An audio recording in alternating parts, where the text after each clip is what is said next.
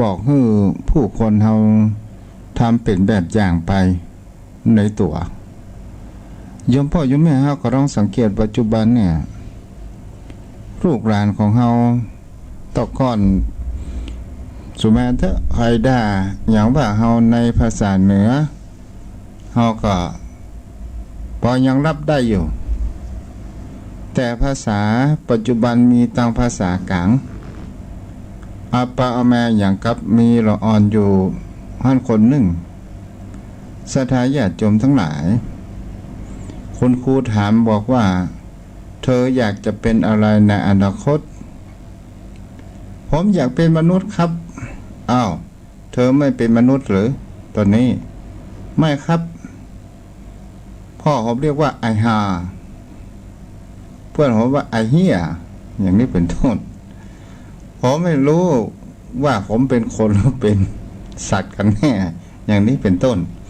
โยมพ่อโยมแม่นี่เฮาก็จะหันกันได้ว่าเราอ่อนปัจจุบันภาษาทางภาคกลางมันเริ่มคืบคลานเข้ามาที่มีความเสียหายเพราะอย่างพ่อเราอ่อนก็เรียนจากสื่อเช่นเดียวกัน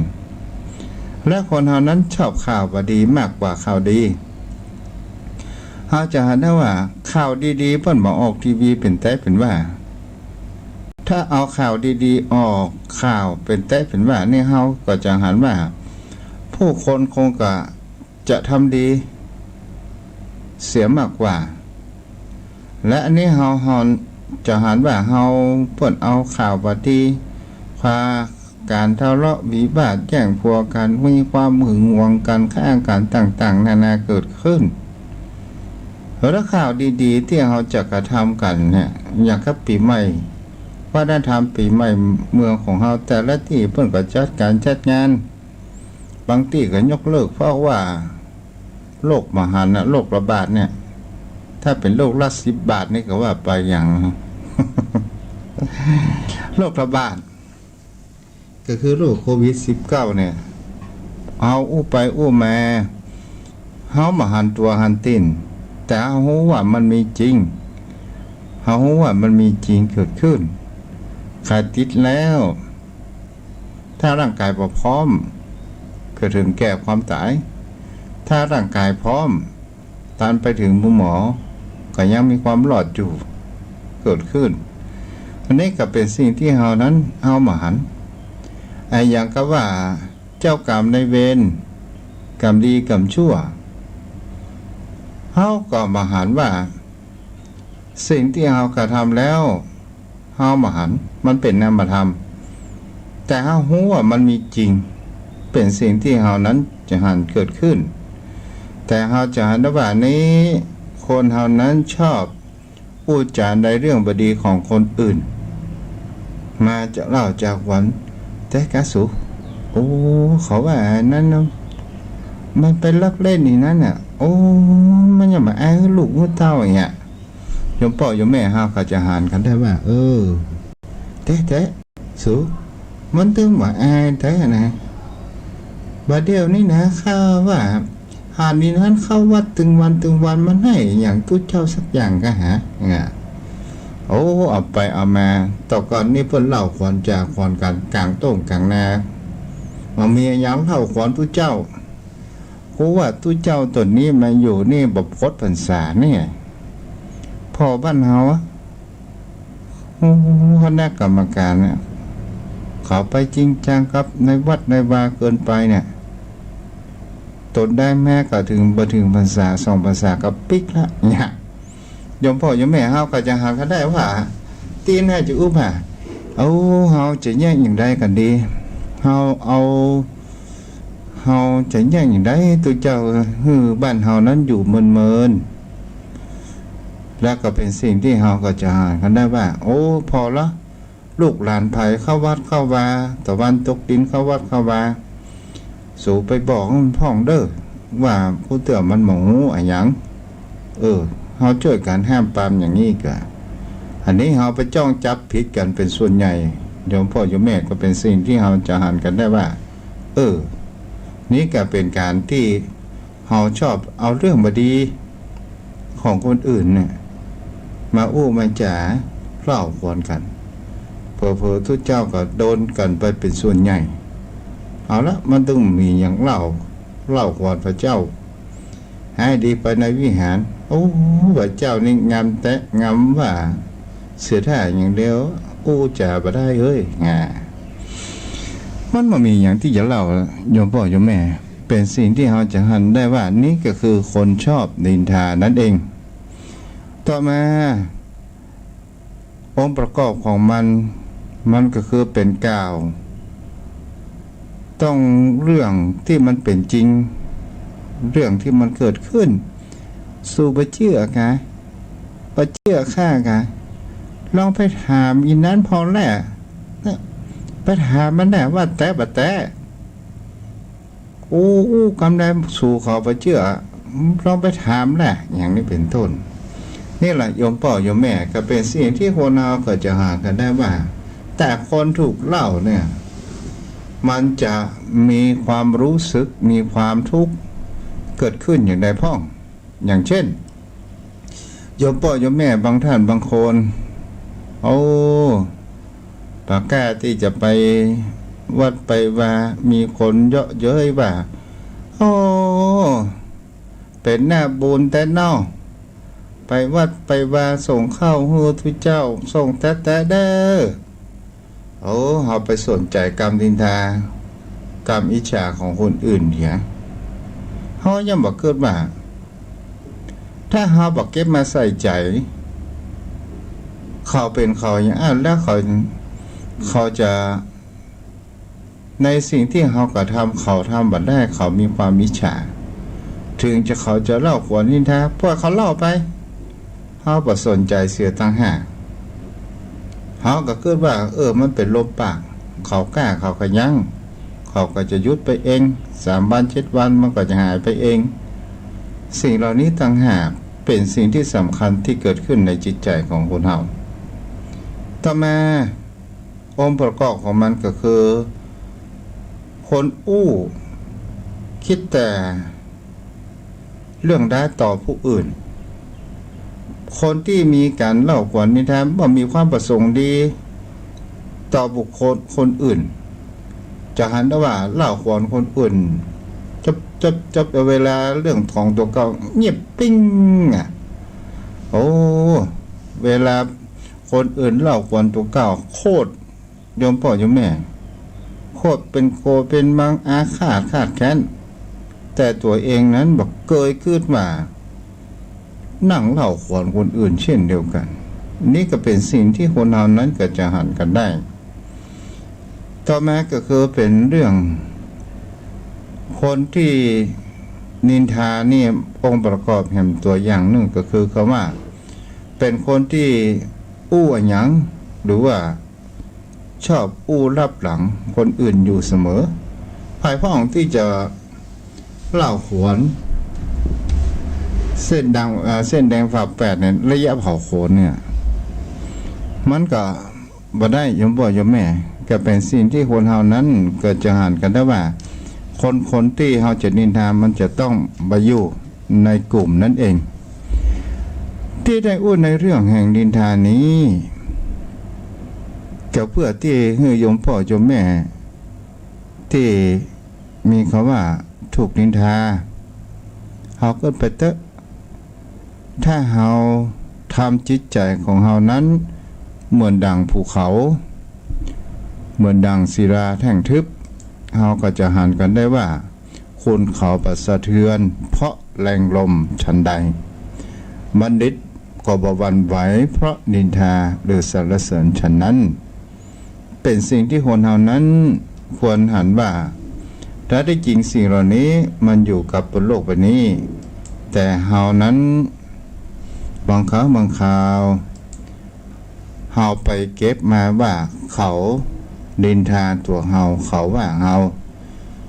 ถ้าเฮามาศึกษาว่าชีวิตของคนเฮานี้เนี่ยมันแบ่งไปอยู่2 ภาคที่ทุกเจ้าเคยว่า1ก็คือรูป2ก็คือนามธรรมรูปร่างกายนี้ที่เฮาหันเนี่ยสุดท้ายมันก็เป็นใจของเฮาแต่นามธรรมก็คือจิตใจของเฮาถ้าเฮามีความ รียดมีความที่เขาเล่าขวัญนิทานคนที่เล่าขวัญนิทานนี่เขามีความสนุกสุขสนแต่คนที่ถูกนินทาถ้าปะเข้าใจใน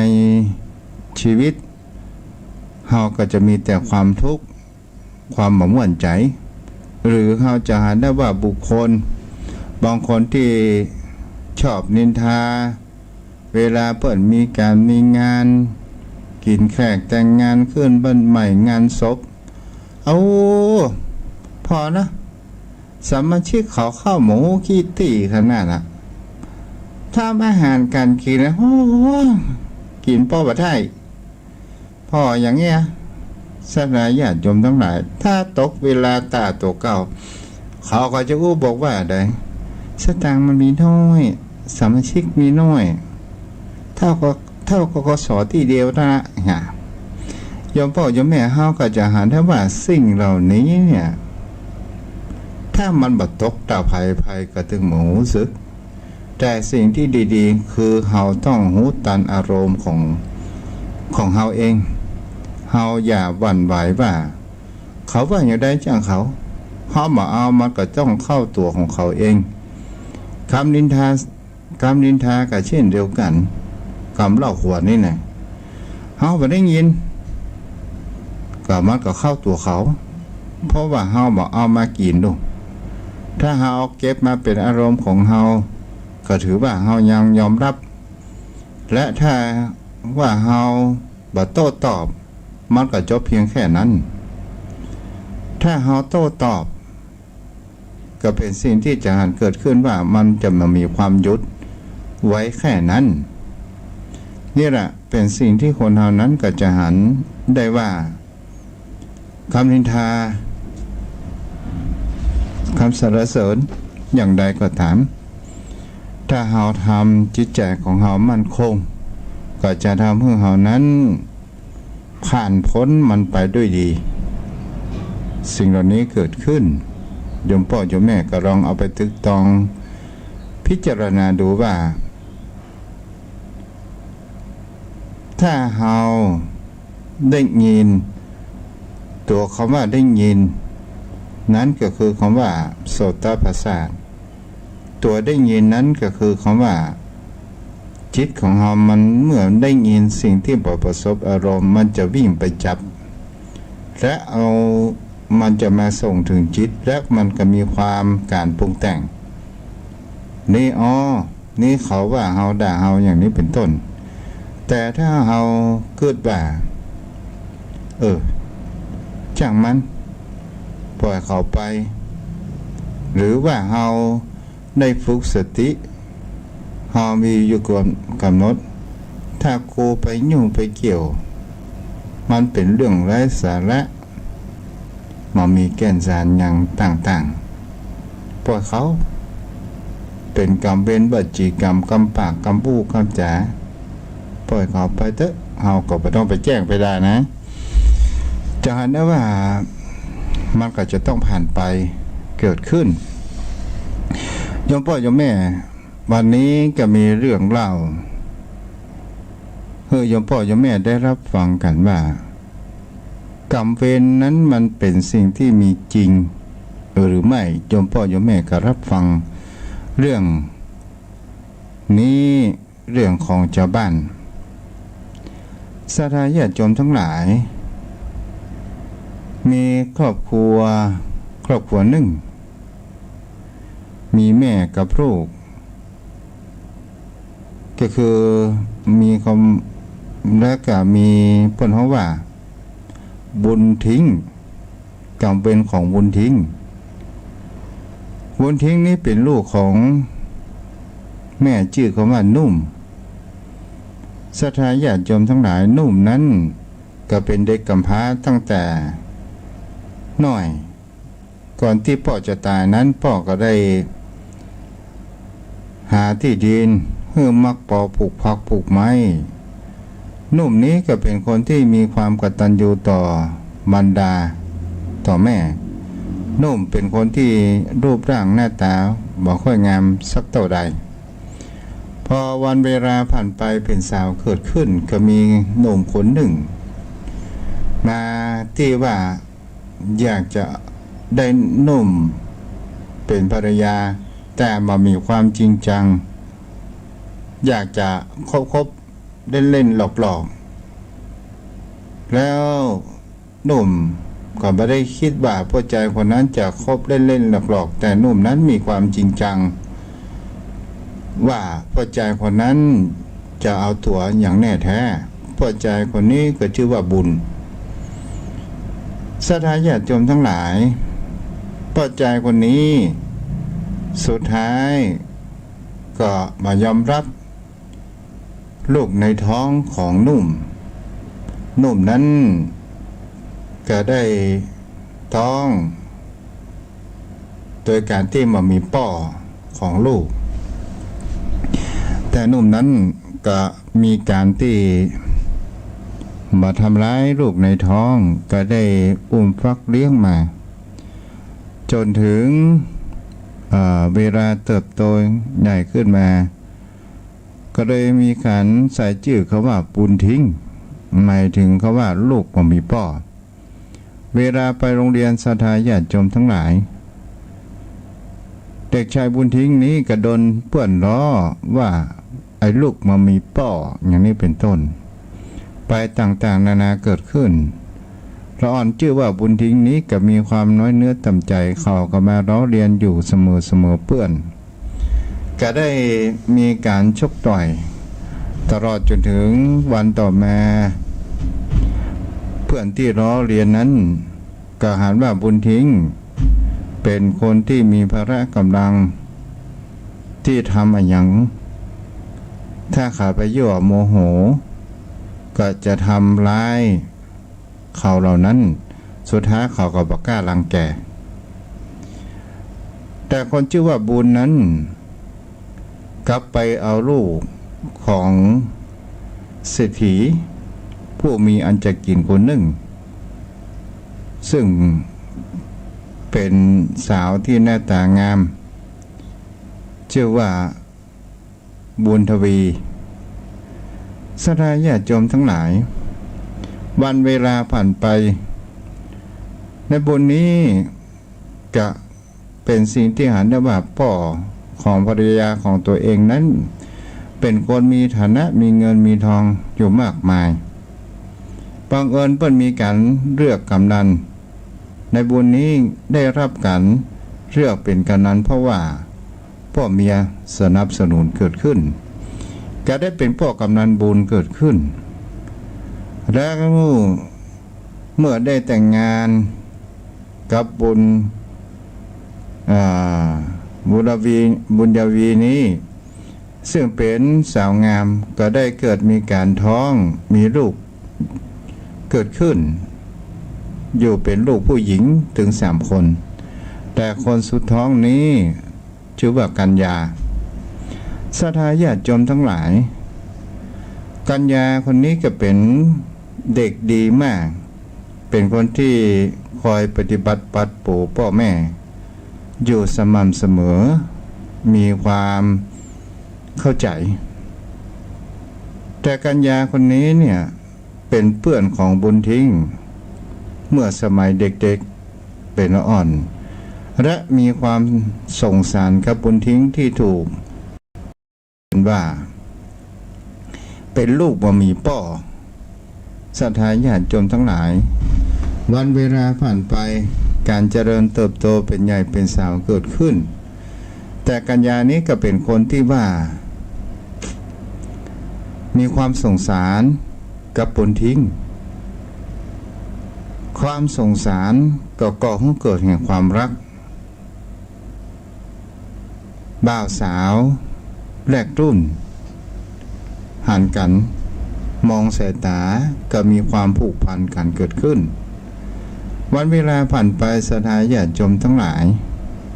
จนถึงบุญทิ้งนี้อายุได้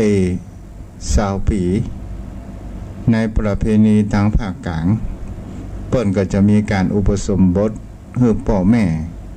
และบุญทิ้งนี้ได้มีใจคิดฮอดถึงกัญญาว่า ก็ไปแอบร่วมนอนชายคาบ้านกัญญาเกิดขึ้นแล้วเพื่อที่จะไปบอกกัญญาว่าจะไปลาบวชกัญญานี้ก็บอกว่าถ้าเธอศึกมาแล้วเฮาขอให้พ่อแม่มาสู่ขอซึ่งกันและกันเกิดขึ้นเจ้าพ่อเจ้าแม่ก็เป็นสิ่งที่คนเหล่านั้นจะหานกันได้ในการเข้าภาษาของบุญทิ้งในการบวชเป็นตู้เจ้าอยู่ผ่านไป2 เดือนแต่ลูกสาวพ่อกำนันบุญเกิดมีท้องมารเกิดขึ้นกำนันบุญก็มีการถามไทยว่าลูกในท้องนี้เป็นของไผโอ้ศรัทธาญาติโยมทั้งหลายกำนันบุญก็เค้นถามและก็มีแม่ของกัญญาได้มาคัดขวางกำนันบุญก็ไปได้สติแล้วก็เดินออกจากเรือนไปแล้วก็ไปถึงยังวัดที่พระบุญทิ้งนั้นจำพรรษาอยู่พระบุญทิ้งนั้นจะมามีโครงการที่จะศึกแต่มีโครงการว่ารับกฐินแล้วก่อนเช่นจะศึกเกิดขึ้นกำนันบุญก็ไปถามว่าพระบุญทิ้งยอมรับหรือไม่ว่ามีความรักชอบพอกับกัญญาลูกสาวของกับผมของพ่อกำนันเนี่ยโอ้ง่ายเนาะของพ่อกำนันบุญนี้ก็แม่นก่อนที่จะมาบวชได้ร่วมรับนอนด้วยกันด้วยความเป็นวัยรุ่นความเพราะว่ายับยั้งชั่งใจมันประทานเกิดขึ้นก็ได้เกิดสิ่งที่หันได้ว่ามันพลาดพลั้งไปยอมรับว่าเป็นพ่อของเด็กในนั้นกำนันบนก็ได้รับนิ้วมือดูว่าโอ้ค้างแหม4 เดือนเจนจะออกภาษาและรับกฐินศรัทธาญาติโยมทั้งหลายกำนันบนก็บอกว่าพระบุญทิ้งท่านศึกมาแล้วเนี่ยจะมีเรื่องให้ฟังอยู่มากมายโยมพ่อโยมแม่เฮาก็เป็นสิ่งที่เฮาได้หันแล้วว่าสังเกตว่ากรรมเวรมันมีจริงสุดท้ายเนี่ยในการที่บ่ยอมรับในคำว่าบุญทิ้งเป็นลูกตั้งแต่ทีแรกโดยการที่ใส่ร้ายแม่ของบุญทิ้งก็คือแม่นุ่มว่าเป็นบุคคลที่มากไปโดยผู้ชายแท้ที่จริงนางนุ่มนั้นเป็นคนที่มีคำว่ามากหลายผู้ชายมีแต่กำนันบุญคนเดียวตั้งอันนี่แหละศรัทธาญาติโยมถือว่าเป็นกรรมเวรหรือไม่โยมพ่อโยมแม่ก็ลองเอาไปคิดเนาะเอาละพอเหมาะสมกาลเวลามดลมวันนี้เนาะตอนนี้ใครจะโทรเข้ามาได้เด้อ063-163-9950โทรเข้ามาได้เนาะ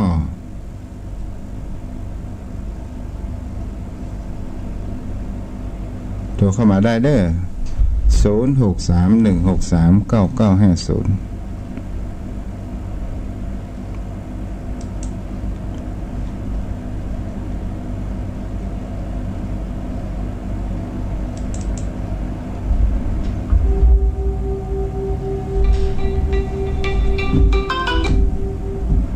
เจริญพร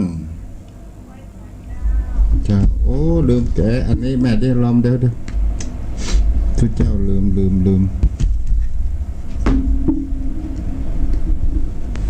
อ้าวโอ้ได้แม่จะมีมาตรงนั้น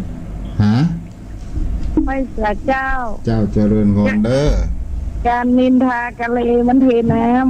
ำจะไปชอกช้ำเหมือนเอามีดมากิบจะมันไหลแล้วปล่อยคำนินทาไป จ้ะ เขาว่าสนใจ อ่า ไว้เขา จ้ะ เจ้าบ้านเอ๋ขอบคุณแม่แดงเด้อที่เป็นเปี้ยนแม่นะ จ้าจ้า ตะวานะ นะ เจ้า บัดเดี๋ยวนี้เปิดให้ไปขายคนหนึงแล้วแม่ อ๋อมาขายที่แกดใดอ่ะเจ้า แกะผักควายใต้แม่ อ๋อ พอเตะค มัน น ได้ แต่ง ไป ตัวแต่งตัวงามๆอ่ะ จ้าเคยได้ไปตะปูนเนาะ จ้า จ้าตะควายไก่จ้า จ้าจ้า เดี๋ยวป้นนานสายันโอ้ตัวก็ม่วนดี จ้า ไปกันเนาะเจ้า จ้าบุญรักษาพ่อหนานสายันต้องเอาไว้ปิดท้ายเนาะ เจ้าไว้สาเจ้า จ้าบุญรักษาโทรเข้ามาเด้อ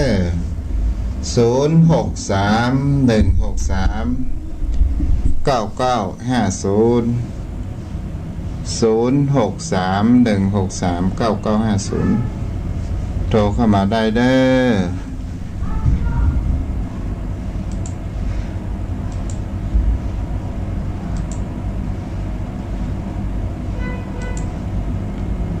0631639950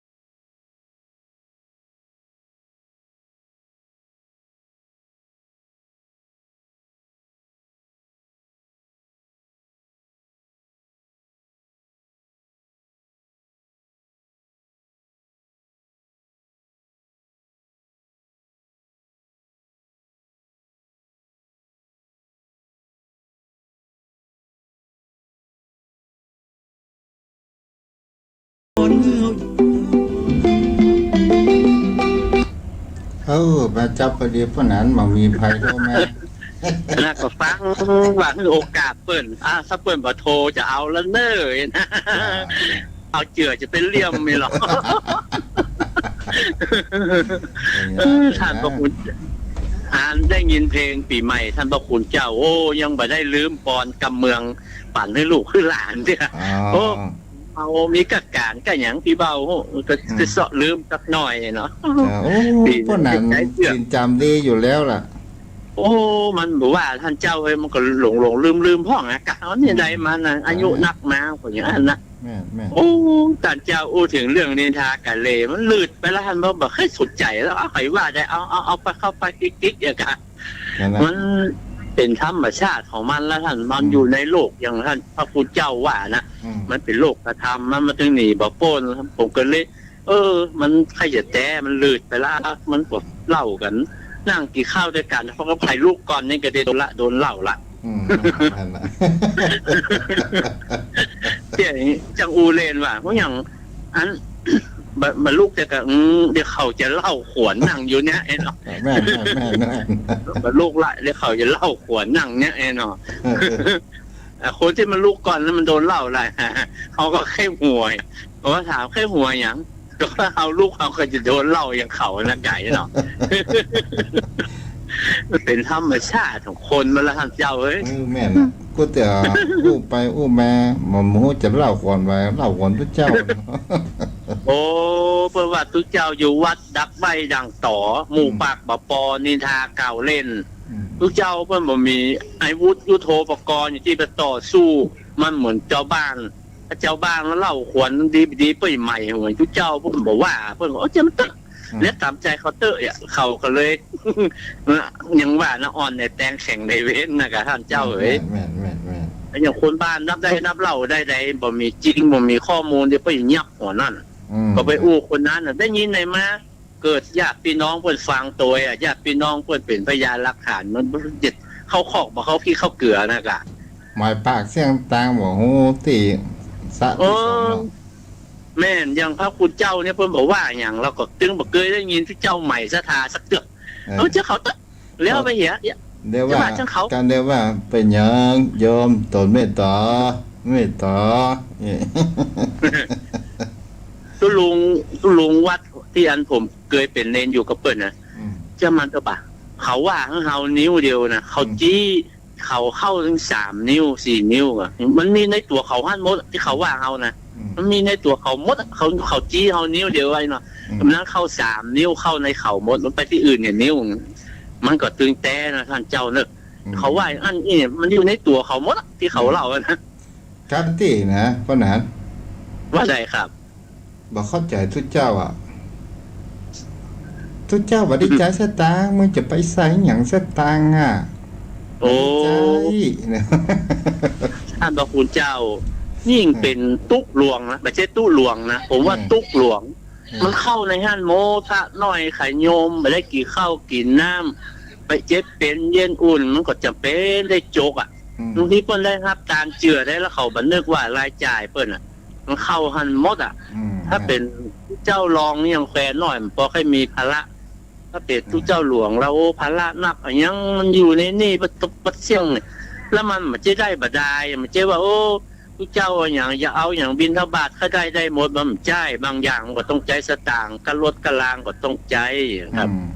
กูเตือนตาน มัน ขัน ดี เข้าบ่ได้เจ้ากับป้าก็ได้นะเปิ้นตานขันเข้าบ่ใส่หยังครับไปแหม่หยังเนาะ นะ โยม เขาก็ ใส่ มั ปัจ น จัยตัวเอง ยก นะยังว่าเที่ยวเขารถมามาตานวัดเนี่ยโอ้ทุกเจ้าเจ้าคนขับรถโอ้รถก็มีมาคนเดียว คนขับมันบ่มี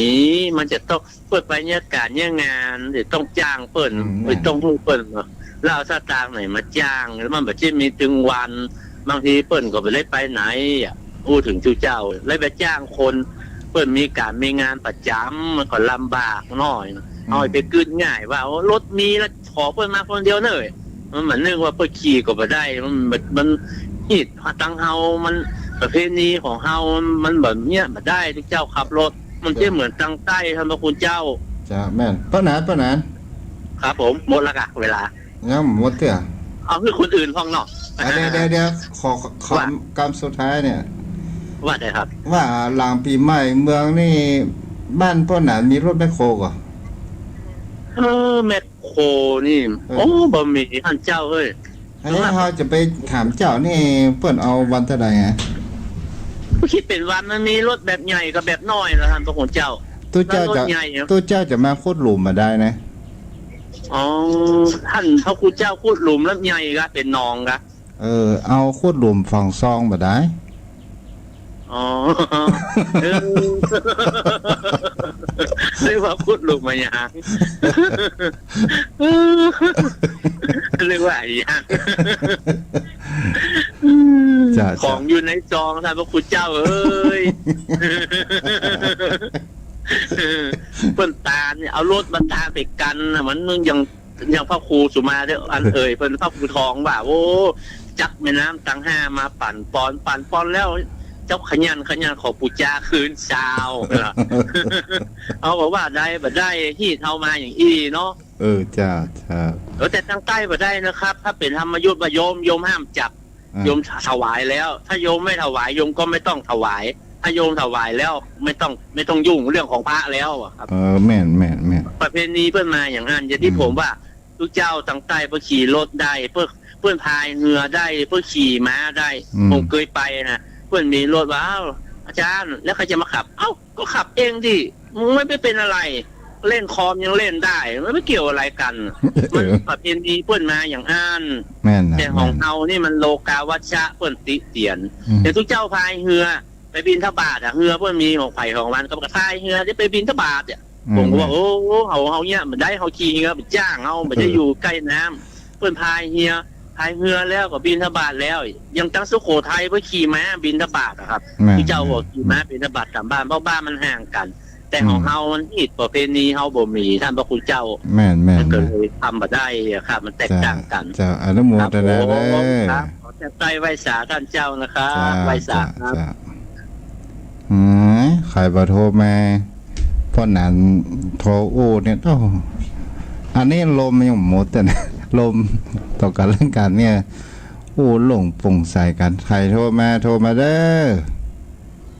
063163950แม่บัวบูนมีไหนอ่ะแต่ใจนั้นแน่นแฟ้นในหมู่เฮาอยู่กับเมืองเรื่องฟัง วันนี้แม่แดงเอาวิทยุไปตัวเนาะ เจ้า เจ้า วันนี้มาตัวเนอวิทยุมาตัว เอาดีกะตะเกียได้ยินแม่ปากไก่เพื่อกว่าเนาะ อันนี้บุญจะแต่ค่ะยังร้อนไปเปลี่ยนแล้วก็เข้ามานั่งเปิดวิทยุฟังนี่ค่ะเขาปูพอดีบุญจะแต่ จะบุญครับบุญจูบุญรักษา เจ้าบุญรักษาเนาะคนหลอดปลอดภัยกูสิ่งกูอย่างเนาะ เจ้า มีอย่างจะอู้ตู้เจ้าพ่องหันแม่วันนี้ มันได้ยินเก้ามันนะได้ยินกับต่างฝ่ายอ่ะ ได้ยินก็ต้องไปว่าได้ตะเกีย ได้ยินเปิดมาเดียวที่ว่าพ่ออาจารย์เนี่ยก็ พระนัสยันน่ะ ยาว จ้ะ เปิดมาเดียวเนี่ยแต่เข้ามามันพักแขนมาเดียวเนี่ย อ๋อจะ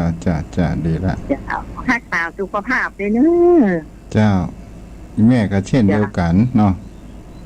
เจ้า บุญรั ไหว้ กษา ศาลเจ้าไหว้ศาลเจ้าโอ้ได้ครั้งแรกได้เนี่ยบุญจะแต่แล้วเจ้า บุญ เจ้า แม่ปากไก่เพื่อเพื่อนว่ายินดีต้อนรับเป็นเพื่อนนิดกัลยาณมิตรเป็นเพื่อน เป็นญาติธรรมได้แม่เด้อเจ้า เจ้าที่ต้นว่าปีนะคะ น่ากะ เจ้ามันอยู่ไหนฮะ อยู่ทางสันทรายมูลแม่ ทิศตะวันออก สายมูลตั้งหนองไข่เนี่ยเนาะ เจ้า อ๋อถ้ามีเวลาแม่จะไปแว่แอวทางปูนเนาะ เจ้า เบอร์แม่แดง0873055913เนาะ เจ้า มามีสตางค์ไปปรึกษาได้เด้อ แล้วของแม่ก็เหรอเบอร์อย่างฮะ บัตรตาไล่แม่เฮาเพราะว่าเฮาข้ามไปเฮามาหันละเฮามาตัวหน้าจอยแม่นี่บ่ได้ เจ้าเป็นยัง 3055913จ้ะบุญรักษาเด้อ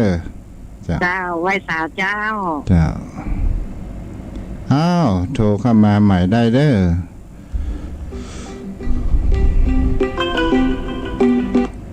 ฮัลโหลอันนี้ของแม่ปากไก่พึก อยู่ นะ บ้านสปีเจ้า สารพีกะ เจ้า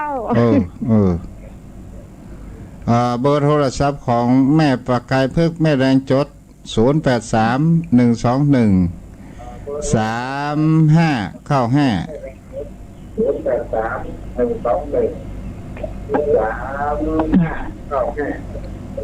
ท่านเจ้า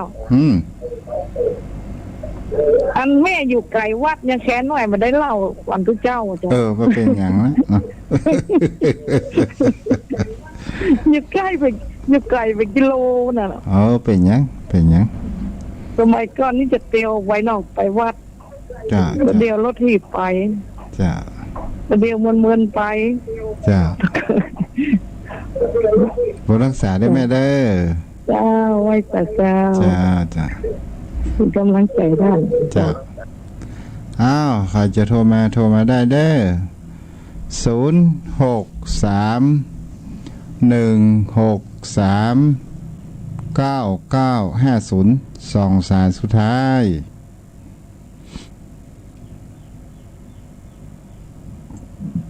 วันนี้ให้ไปเก็บแมงมันกันกันฮะ063-163-9950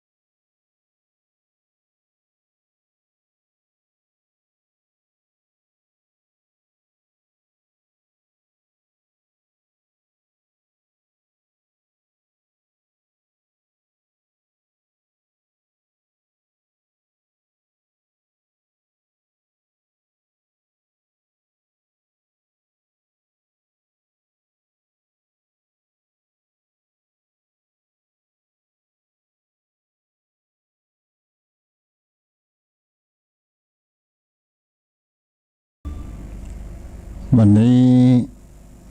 ก็คงจะเอาไว้เพียงแต่อีเนาะโยมพ่อโยมแม่วันพรุ่งนี้เอากับแม่ปะกันใหม่5 โมงแรงจนถึง6 โมงโดย6 โมงแรงโดยประมาณวันนี้ขอปั่นปอนเนอร์โยมพ่อโยมแม่มีสุขภาพแข็งแรงปราศจากโรคภัยไข้เจ็บมีสิ่งดีๆเข้ามาในชีวิตวันการชุผู้ชุคนเด้ออายุวโนสุขังพระลา